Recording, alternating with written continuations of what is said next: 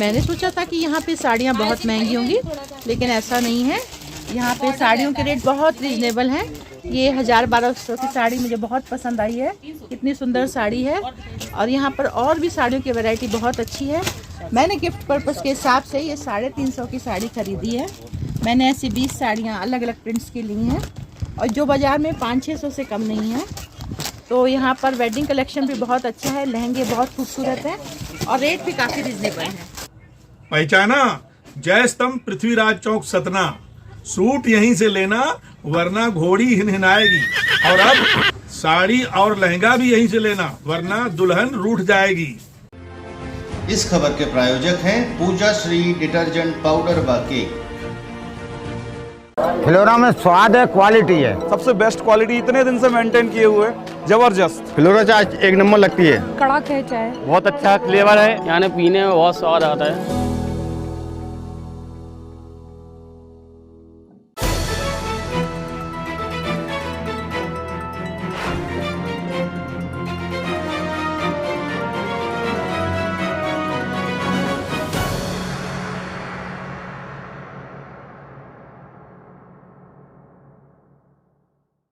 नमस्कार, मैं हूं केशव तिवारी और अलग अंदाज में रहती हैं खबरें हमारी।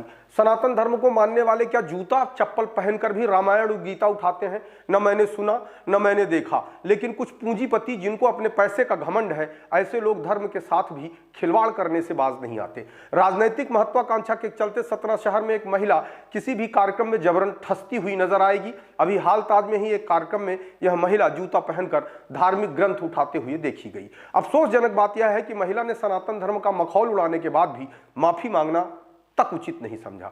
पैसों का अहंकार इतना है कि यह महिला धर्म, कर्म, मर्म सब कुछ खरीद लेना चाहती है। और मजेदार बात यह है कि सतना शहर में हिंदू धर्म के ठेकेदारों को भी इस महिला ने करीब करीब खरीद ही रखा है। अगर ऐसा नहीं किया होता तो कहीं ना कहीं हिंदू धर्म के ठेकेदार कुछ तो बोलते कि जूता चप्पल पहनकर धार्मिक ग्रंथ सर पर नहीं उठाया जाता। हिंदू धर्म के ठेकेदारों के मुंह में दही जम गई है। क्यों जम गई है? यह बात सतना शहर के गली, मोहल्ले और चौराहों में खुलेआम सुनी जा सकती है।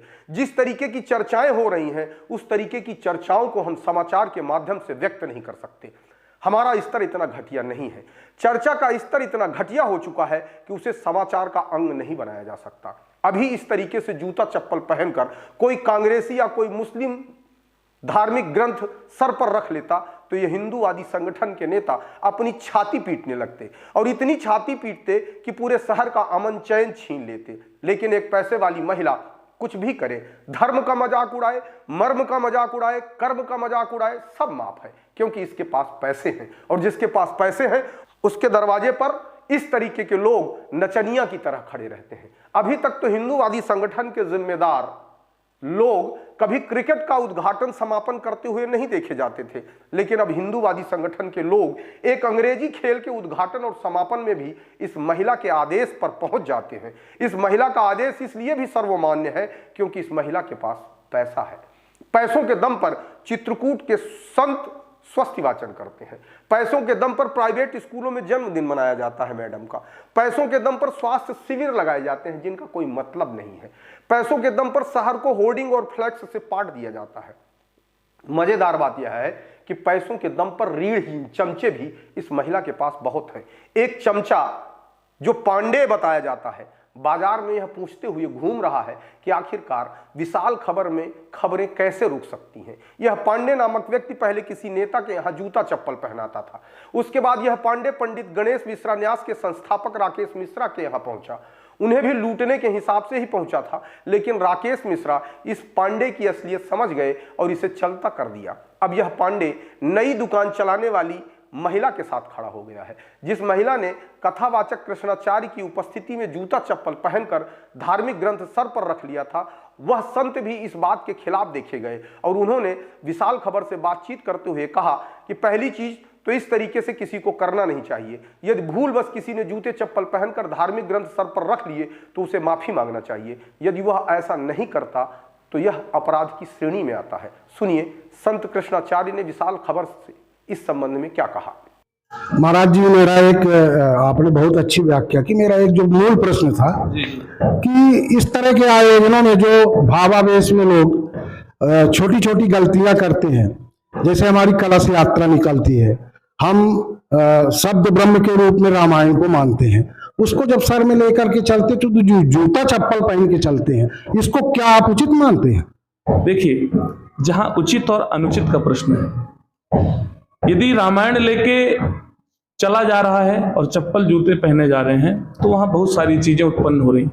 सबसे पहला तो हो सकता है कि श्रद्धा के भाव में हम भूल गए हों, श्रद्धा के भाव में हम भूल गए हों, पर धर्म सदैव सावधान होने की बात करता है। धर्म सदैव सावधान होने की बात करता है। हम धर्म में कितने भी निष्पक्षित रूप से खड़े हों, लेकिन यदि हमसे कोई त्रुटि हो रही तो वही धर्म हमारी जान ले लेता है, प्राण ले लेता है। वही धर्म अधर्म करने का उपयुक्त स्थान बना देता है। तो हमें इस बात का ध्यान रखना चाहिए कि जब हम पोथी लें या भगवान का कोई ग्रंथ लें या सनातन का कोई ग्रंथ लें तो अपने आप में पवित्र रहें और अपने आप में पवित्रता के साथ साथ इन बातों का ध्यान रखें कि हमसे कोई त्रुटि तो नहीं हो जा रही है। चप्पल जूता पहनना निश्चित रूप से अपराध है, भगवान से क्षमा मांगना चाहिए। यदि ऐसा कुछ हो गया है तो क्षमा मांगकर प्रार्थना करनी चाहिए। भगवान बहुत दयालु हैं, क्षमा करते हैं। धन्यवाद महाराज जी। महाराज जी से हमने ये राम कथाओं के बारे में, राम कथाओं के माध्यम से जो राम की संस्कृति की पुनर्स्थापना हो रही है, उनकी उपयोगिताओं के बारे में जाना और बड़ी बारीकियों से महाराज जी ने अपनी बात रखी। और ये जो छोटा सा एक विवाद चल रहा था जूता चप्पल पहन करके शब्द ब्रह्म रामायण को सर पर रख के चलने का, उस पर भी महाराज जी का स्पष्ट दृष्टिकोण हम लोगों के सामने आया। निश्चित रूप से महाराज जी की ये जो कथा हमारे यहाँ चल रही है तो वो सनातन की संस्कृति को स्थापित करने में भले ही छोटे मात्रा में हो, लेकिन निश्चित रूप से अपना एक प्रभाव डालेगी। इसी के साथ जय श्री सीताराम। यह महिला जिस तरीके से सनातन धर्म के पालन का दिखावा कर रही है, उससे अब जनता भली भांति वाकिफ हो गई है। अब जनता सनातन धर्म का अपमान करने वाली महिला से पैसे रुपए तो ऐंठ सकती है, लेकिन इस तरीके की महिला का किसी भी काम में समर्थन नहीं करेगी। जनता सतना जिले की बहुत होशियार है। इसका प्रमाण सतना जिले में हुए कई चुनाव हैं। यहां से पूर्व मुख्यमंत्री अर्जुन सिंह, वीरेंद्र कुमार सकलेचा भी चुनाव हारे हैं। यहां से अजय सिंह राहुल भी चुनाव हारे हैं।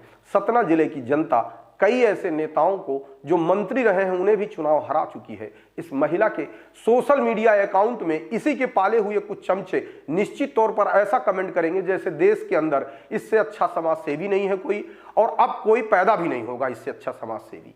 लेकिन सच्चाई सब जानते हैं। यह समाज सेवा क्यों हो रही है, किसके लिए हो रही है, इस समाज सेवा का मकसद क्या है, और जो व्यक्ति पैसा खर्च करके वोट खरीदने की सोच रखता है वह व्यक्ति जनता का भला कभी नहीं कर सकता। मखमलों में पांव रखने की आदि महिला सिर्फ चुनाव तक तो पथरीले डगर में चलकर अपने आप को कष्ट दे सकती है, लेकिन लंबे समय तक पथरीले डगर पर चलकर आम जनता से मिलने का काम इस महिला के बस की बात नहीं है।